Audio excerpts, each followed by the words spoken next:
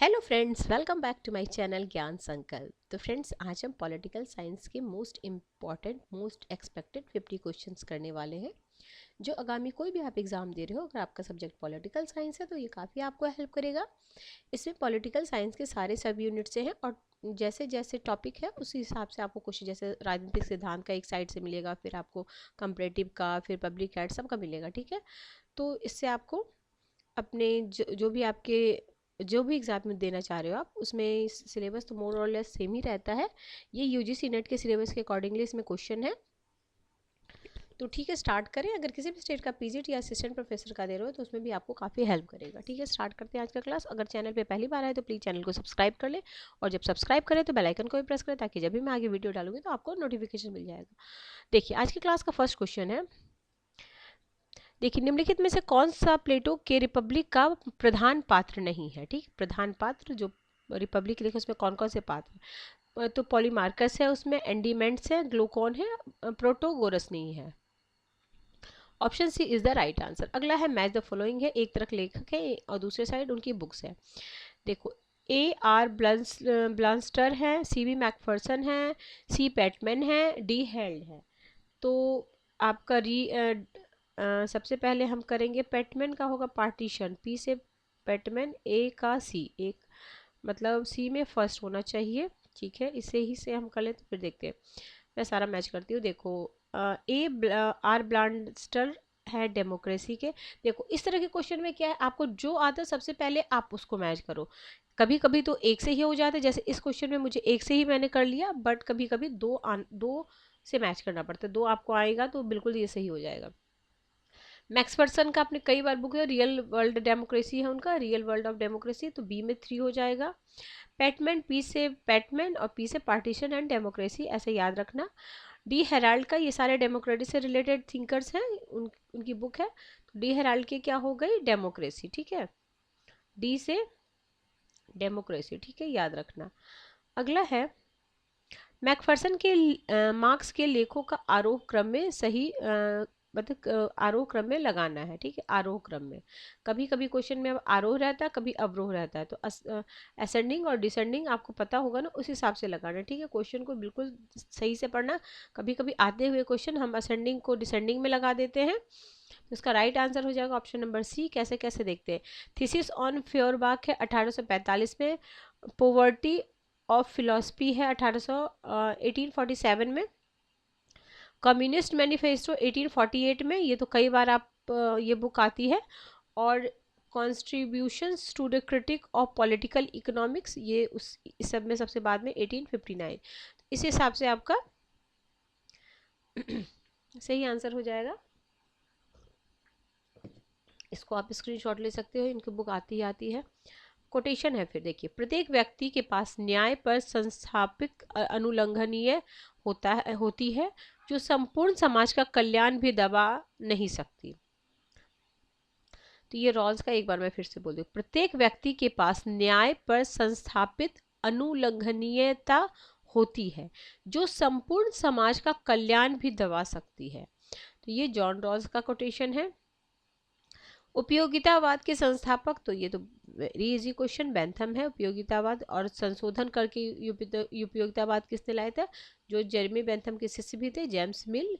But इन्होंने मात्रात्मक की बात की थी उपयोगिता में, कि मात्रा में सुख मिले, और ये मात्रा के सुख की बात ही गुणात्मक सुख की बात करते। ठीक है, अगला है, निम्नलिखित में से कौन सा लेख माओ द्वारा नहीं लिखा गया है। On new democracy, on coalition government, people's bar, फिर है ऑन पीपल डेमोक्रेटिक डिक्टेटरशिप। तो ये नहीं लिखा गया, बाकी ये तीनों उनकी रचना है। एंग्यूस कोल्डर की है, ये देखना, पीपल्स बार आप एक बार सर्च करके देखना। बाकी ऑन न्यू डेमोक्रेसी है इनकी, ऑन कॉलिजन गवर्नमेंट है इनकी, ऑन पीपल्स डेमोक्रेटिक डिक्टेटरशिप है माओ की। अगला क्वेश्चन नंबर 7 है, गांधी जी दक्षिण अफ्रीका क्यों गए थे। तो गुजराती व्यापारी का केस लड़ने के लिए गए थे। मैक्सिकन सोसाइटी वर्कर्स पार्टी, जिसका जिसका बाद में नाम मैक्सिकन कम्युनिस्ट पार्टी किया गया, इसके संस्थापक कौन है? तो इसके संस्थापक है एम.एन. रॉय। क्या है? मैक्सिकन सोशलिस्ट वर्कर्स पार्टी, जिसका बाद में नाम क्या रखा गया? Mexican communist party. इसके संस्थापित क्या थे? एम.एन. रॉय। तो मैक्सिकन सोशलिस्ट वर्कर्स पार्टी, जिसका बाद में नाम मैक्सिकन कम्युनिस्ट पार्टी किया गया, एम.एन. रॉय द्वारा स्थापित किया गया। इसके अतिरिक्त उन्होंने 1940 में रेडिकल डेमोक्रेटिक नाम की, ये तो कई बार आपने देखा होगा, radical democratic. Question number 9, Lord Minto ने सर्वाधिक खतरनाक व्यक्ति किसे बोला था? तो ये अरविंदो घोष को बोला था। कौन? Lord Minto. लॉर्ड मिंटो खतरनाक व्यक्ति, और अरविंदो घोष ऐसे करके लिख लेना अपने शॉर्ट नोट। अगर आपने नोट किया है पहले आपने कभी देखा है तो ठीक है, नहीं तो आप इसे नोट कर लो, क्योंकि हो सकता है इसमें आप तिलक भी लगा दो। ऑप्शन देखो, पटेल भी लगा सकते हो, क्योंकि अभी तो आंसर पता है हमें, तो अरविंदो लगा रहे हैं, लेकिन ये दोनों भी लगा सकते हैं, गांधी भी लगा सकते थे। इसलिए इस तरह के क्वेश्चन जिसमें कन्फ्यूजन हो सकता, कुछ कुछ क्वेश्चन तो होता है जिसमें कन्फ्यूजन ही, हाँ वही होगा आंसर, बट कुछ कुछ क्वेश्चन में होता है कि बिल्कुल कन्फ्यूजन होता है 4 ऑप्शन में, तो उसको आप बिल्कुल नोट डाउन कर लो।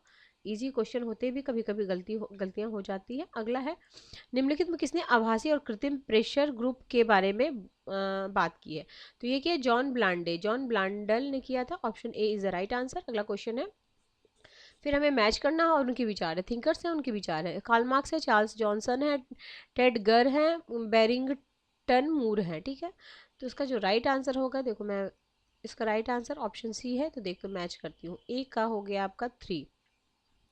मार्क्स का है, प्रक्रिया के रूप में क्रांति जिसके जरिए संरचनात्मक असमानता को समाप्त किया जाए। ठीक बात है। चार्ल्स जॉनसन का विचार क्या है? उनका विचार है कि मूल्य समन्वित सामाजिक व्यवस्था। ठीक है, मूल्य समन्वित सामाजिक व्यवस्था। और उनका है, टेड का है, समग्र मनोवैज्ञानिक परिप्रेक्ष्य। और वेरिंगटन मूर का है, कृषक वर्ग तथा संपत्ति स्वामी के बीच पैतृकवादी संबंध की स्थिति।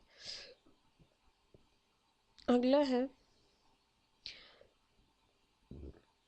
क्वेश्चन नंबर 12, निम्नलिखित लेखकों में से किसने अभिजात वर्ग को 2 मोटे प्रकार में वर्गीकृत किया? तो कार्ल मैनहीम ने किया था। कार्ल मैनहीम ने अभिजात वर्ग को निम्न प्रकार में विभाजित किया। प्रथम वर्ग के अंतर्गत दार्शनिक, वैज्ञानिक, लेखक, कलाकार आते हैं, तथा दूसरे वर्ग में मध्यम स्तरीय अभिजन आते हैं जो पत्रकारिता, अध्यापन, प्रकाशन आदि कार्यों में संलग्न है। कौटिल्य के अनुसार राज्य के लिए उत्तम अभिशासन के सिद्धांत कौन से हैं?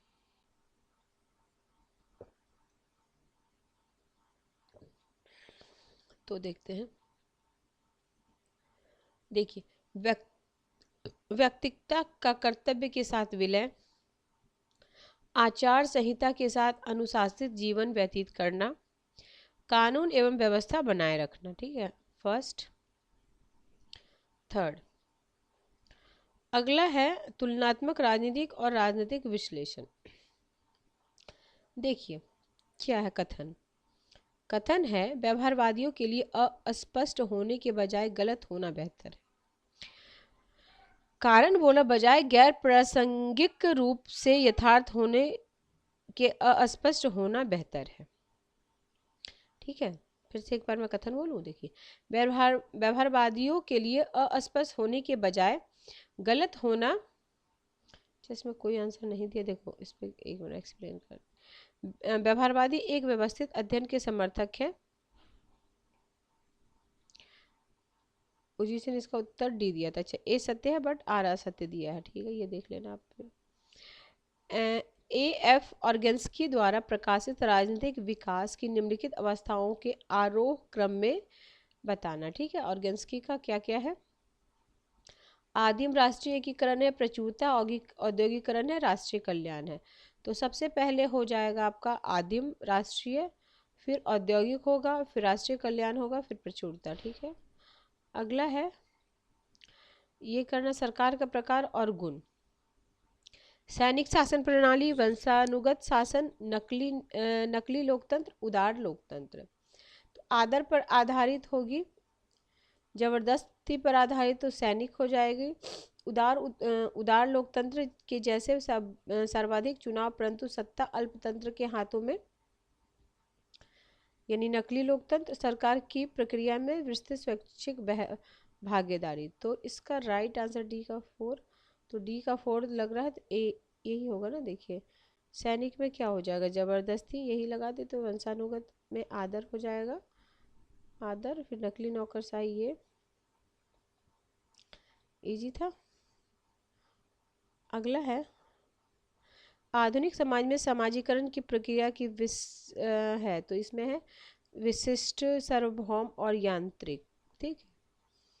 अगला निम्नलिखित में से सर्वसत्तात्मक रूप की सरकार कौन सी नहीं है, तो संसदीय रूप की सरकार सर्वसत्तात्मक रूप में की सरकार नहीं है। अगला है प्रतिस्पर्धात्मक व्यवस्था के अंतर्गत पार्टियों को दो मुख्य वर्गों टर्नओवर एवं हेजीमनी, वैचारिक तथा व्यावहारिक, तो इसका देखते हैं। माइनर विनर और लापरवाह हैं, क्या है इसके हैं टर्न ओवर, ये क्या बोलते हैं, दो वर्ग, टर्न ओवर और हेजेमनी, वैचारिक और व्यावहारिक। ठीक है। अगला है, आगे देखते हैं approach to the study of politics, dynamics of modernisations, influences voters, study in political development. तो इसका सब मैच ही किया हुआ है। देखिए approach to the study of politics Young का है, dynamics of modernisation C E Black का है, इन्फ्लुएंस वोटर्स है आर रोज का, स्टडी इन पॉलिटिकल डेवलपमेंट है जे एस कॉलमैन का। आगे है federal Indian a design for change नामक पुस्तक के लेखक कौन है, तो रशीदुल्ला खान है, रशीदुल्ला खान है। आगे है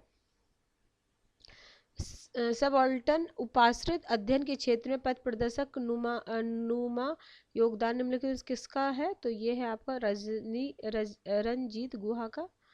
अगला है शासन प्रणाली की व्याख्या करने वाले चार तत्व क्या क्या है, सिद्धांत, मानक, नियम, निर्णय, कार्यविधियां। ठीक है, ऑप्शन ए। अगला है ए धर्मनिरपेक्षता का अनिवार्य अर्थ यह नहीं है कि लोग धर्म विरोधी बन गए, या सार्वजनिक क्षेत्र और व्यक्तिक विश्वास के क्षेत्र दोनों से ही धर्म गायब हो गया। कारण बोल रहा है धर्म मात्र एक नहीं और अनिवार्य तौर पर सर्वाधिक महत्वपूर्ण तरीका नहीं जिस तरीके से में लोग अपने को और अपने संबंधों को समझते हैं। तो इसका दोनों सही है और उसकी सही व्याख्या कर रहा है। अगला है 25। फिर देखिए असर्शन रीजन है 1980 का दशक जो भारत की राजनीतिक में वृद्धि उथल पुथल का काल था, जिसमें बहुत सी नव राजनीतिक पार्टियां प्रकट हुई, राष्ट्रीय पार्टियां उपांतीकृत हो गई अथवा बहुत से राज्य में राज्य की पार्टी की उपाश्रित बन गई। तो इसका है सही है ना दोनों। देखो 69 में कांग्रेस का विभाजन हुआ और इतना इतना में चार जनता पार्टी में बढ़ गया, ठीक है, इसी कारण। अगला निम्नलिखित उनके कालक्रम में सजाना है। देखिए नेहरू रिपोर्ट है, भारत छोड़ो आंदोलन है, नागरिक अवज्ञा आंदोलन है और पूर्ण स्वतंत्रता की घोषणा है। तो इसमें सब आपको आना चाहिए। देखिए 1928 में हुआ था, 1929 में पूर्ण स्वतंत्रता, मध्यरात्रि रावी नदी के तट पर नागरिक अवज्ञा, तो 30-34, भारत छोड़ो 42। तो इस हिसाब से आपका ऑप्शन सी होगा। सर्वोच्च न्यायालय ने निम्नलिखित में से किस वाद में कहा कि संशोधन का अधिकार संसद का है और यह अधिकार असीमित है, तो शंकरी प्रसाद बनाम भारत संघ। अगला है निम्नलिखित में से किस राज्य में द्विसदनीय विधानमंडल नहीं है, तो केरल में नहीं है। अगला है जम्मू कश्मीर के प्रधानमंत्री और मुख्यमंत्री का कालक्रम में सजाना है, तो इसका हो जाएगा शेख अब्दुल रशीद बख्शी, गुलाम मोहम्मद और शमसुद्दीन जी सदीक। अभी रिसेंट वाला आप ध्यान रखना। नासिकवाद, बनारसवाद और काकोरीवाद और लाहौरवाद, अब इसमें कौन कौन से संबंधित है, ये आपके हिस्ट्री के लिए भी उतना ही इम्पोर्टेंट है और जितना आपके पॉलिटी के लिए। तो इसका राइट आंसर ऑप्शन सी है। तो नासिक हो जाएगा सावरकर, बनारस हो जाएंगे सच्चिदानंद सन्याल, और काकोरी राम प्रसाद बिस्मिल, इसे आप लगा सकते थे, लाहौर है भगत सिंह। ठीक है, अगला है संसद के दोनों सदनों की संयुक्त बैठक बुलाने के लिए पर्याप्त आधार पर निम्न कौन सा सही नहीं है। देखिए, जब संसद का एक सदन विधेयक पारित कर देता है तो दूसरे सदन द्वारा उसे अस्वीकार कर दिया जाता है। विधेयक के में किए जाने वाले संशोधन को लेकर दोनों सदनों में अंततः असहमति होती है। दूसरे सदन द्वारा बिल प्राप्त करने की तिथि से 6 माह से ज़्यादा बीत गए तो बिल पारित नहीं हुआ। राष्ट्रपति ने बिल पर हस्ताक्षर देने से इनकार कर दिया तो नहीं, ये वाला नहीं है, बाकी ऊपर तीन। और सिर्फ साधारण विधेयक के लिए ही आपका संयुक्त अधिवेशन होता है। आर्टिकल 108 है, इसकी अध्यक्षता कौन करते हैं, लोकसभा अध्यक्ष करते हैं। ये सब इससे रिलेटेड फैक्ट है, वो ध्यान रखिएगा। केंद्र राज्य राजकोषीय संबंधों में वित्त आयोग की भूमिका को दुर्लभ बना दिया तो योजना आयोग ने। अगला है असर्शन रीजन है सामान्यवादी तथा विशिष्ट के बीच संबंध प्रवर और अप्रवर का संबंध होता है। कारण बोरा लोक नीति को बनाने और क्रियान्वयन में विशिष्ट को सामान्य की सहायता करनी पड़ती है। तो क्या है, ए सत्य है और असत्य है। अगला, भारत का हाईटेक नेवल बेस प्रोजेक्ट वर्षा कहाँ स्थित है। तो ये राम बिल्ली में है। तो Bharat high tech naval base project Varsha रावल आंध्र प्रदेश में है, ये आंध्र प्रदेश में है। निम्नलिखित में से किसने इस दावे पर प्रश्न उठाया कि लोक प्रशासन विज्ञान है। तो ये डहल। वैज्ञानिक प्रबंध आंदोलन के संस्थापक जनक, और मेरे चैनल पे आपको 200-250 क्वेश्चन आपको पब्लिक एडमिनिस्ट्रेशन की मिल जाएंगे, वो आपके आगामी पीजीटी के लिए काफ़ी इंपॉर्टेंट है, आप उसको देख सकते हो। और मैंने फैक्चुअल जो पार्ट होता है उसका भी वीडियो मेरे चैनल पे आपको मिल जाएगा, वो भी आपको काफ़ी हेल्प करेगा। आप प्लेलिस्ट को चेक करना, काफ़ी सारे कंटेंट आपको मेरे चैनल पे मिल जाएगा। चलिए, वैज्ञानिक प्रबंध आंदोलन के संस्थापक जनक के टेलर ने एक सिद्धांत का प्रतिपादन किया जिससे उसकी वैज्ञानिक पद्धति समझा जाता है। तो देखो सर, सावधानी पूर्वक अवलोकन, प्रबंधकीय तकनीक, सामान्यीकरण, तो सारा हो जाएगा। अगला है लोक प्रशासन के प्रबंधकीय दृष्टिकोण के समर्थक निम्नलिखित में से कौन नहीं है। तो साइमन नहीं है। अगला है, मैच करना है हमें, लाइन एजेंसी है, जनरल स्टाफ है, विशिष्ट है, व्यक्तिगत स्टाफ है। तो इसका जो राइट आंसर हो जाएगा, देखिए राइट आंसर है आपका ए का 3, ए का 3, बी का 4, सी का 1, डी का 2। अब देखते हैं हम। लाइन एजेंसी है लक्ष्य प्राप्ति के सीधे योगदान देते हुए कार्य करना। जनरल स्टाफ हो जाएंगे आपके व्यक्तिगत प्रशासन का संचालन। विशिष्ट स्टाफ हो जाएंगे डेटा संकलन और उसका विश्लेषण। व्यक्तिक स्टाफ हो जाएंगे लाइन अधिकारी इसके भिन्न प्रयुक्ति की डायरी रखना। अगला है, भारत में लोक सेवा में जॉब के किस वर्ग के लिए पदोन्नति में योग्यता सह प्रवरता के सिद्धांत को अपनाया गया है। तो वर्ग सेकंड और थर्ड में, सॉरी सेकंड और फर्स्ट एंड सेकंड में। अगला है, देखिए, पद स्थिति वर्गीकरण आधुनिक कार्मिक प्रशासन की नींव है।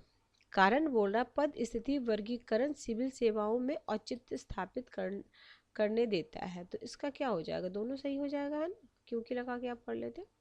लोक प्रशासन में सामान्य तौर पर लाभ का प्रयोजन अनुपस्थित होता है, क्योंकि सरकारी गतिविधियां केवल लाभ को अधिकतम करने के लिए नहीं होती परंतु समाज के कल्याण को प्रोन्नत करने के लिए भी होती है। तो बोथ आर सही और सही एक्सप्लेनेशन है। ये आपका यूजीसी नेट दिसंबर का सेकंड पेपर है। पहले 3 पेपर होते थे ना, फर्स्ट पेपर तो कॉमन होता था, सेकंड और थर्ड पेपर आपके सब्जेक्ट का पेपर होता था। प्रसिद्धता की अवधारणा 1960 के दशक में इनमें से विकसित हुई है? तो लैटिन अमेरिका में। अगला है उत्तर सोवियत काल में आणविक सशस्त्र राज्यों में संभावित रूप से सैनिक द्वारा संचालित कमजोर नागरिक सरकार हो सकती है।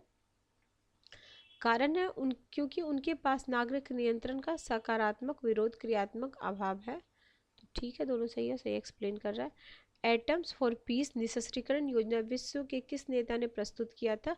आइजनहावर ने किया था, ऑप्शन सी। अगला है, मैच करना है। विलियम कोहेन है, मार्टिन शॉ है, रेमंड आरो है, मैरी काल्डर है। तो इसका हो जाएगा ए का सेकंड। फिर है मार्टिन शॉ हो जाएंगे युद्ध का अपहास, और रेमंड आरो हो जाएंगे आपके ये मैरी काल्डर हो जाएंगी फर्स्ट नवीन युद्ध। ठीक है, अगला है, अंतर्राष्ट्रीय क्रियाविधि के रूप में ग्लोबल एनवायरनमेंट फैसिलिटी GIF किसने सृजित की? विशेष रूप से विकासशील देशों में पर्यावरण संबंधी परियोजनाओं का अधिनियम करने के लिए। तो विश्व बैंक ने।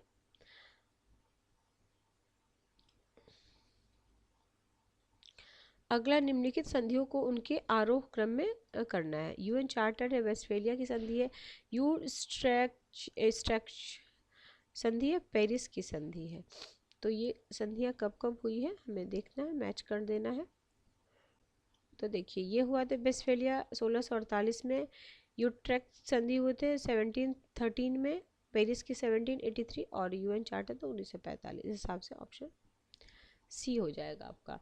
अगला है, महिलाओं के आंदोलन में निम्नलिखित महत्वपूर्ण घटनाओं को सही आरोह क्रम में अनुक्रमानित करना है। तो इसका राइट आंसर हो जाएगा ऑप्शन बी। देखिए, मैक्सिको सिटी है 1975 में, कोपेनहेगन 1980 में, बीजिंग है 95 में, नैरोबी है 85 में।